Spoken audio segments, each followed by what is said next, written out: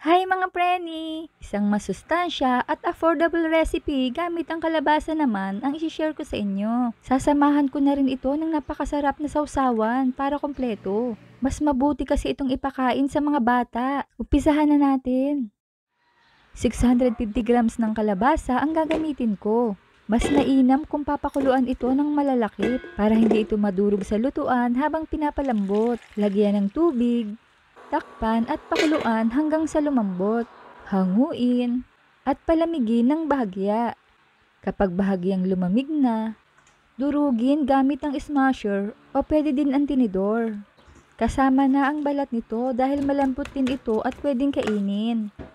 Lagyan ng sibuyas at bawang. Gagamit din ako ng isang maliit na lata ng sardinas. Kahit anong sardinas ay pwede, kasama na ang sabaw.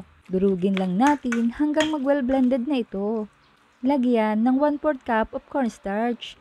Haluin, 1/4 cup all-purpose flour, asin, at paminta. Haluin, at maglagay ng isang itlog. Haluin. Seasoning powder. Maglalagay din ako ng 1/2 teaspoon of baking powder para mabilis umangat ang ating balls habang piniprito. Iset ang kalan sa medium flame.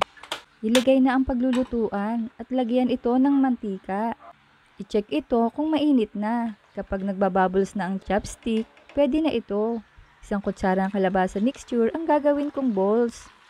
Iprito ito hanggang sa maging golden brown. Malalaman mo kung luto na ito kapag umangat na ito.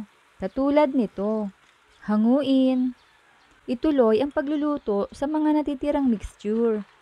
At para naman sa sausawan, 1/2 cup brown sugar, 2 cups of water, isang kutsara ng harina, isang kutsara ng cornstarch, at 2 kutsara ng toyo.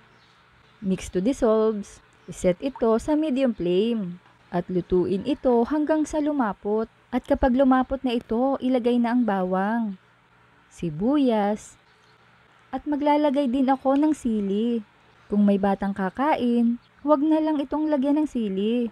Lutuin lang ng 2 minuto. At okay na ito. Isalin na natin. Ang bango ng ating sausawan. Tingnan nyo ang texture mga preni. Ganito oh. At isa pa, malambot ito. Tikman na natin. Uy, ang sarap.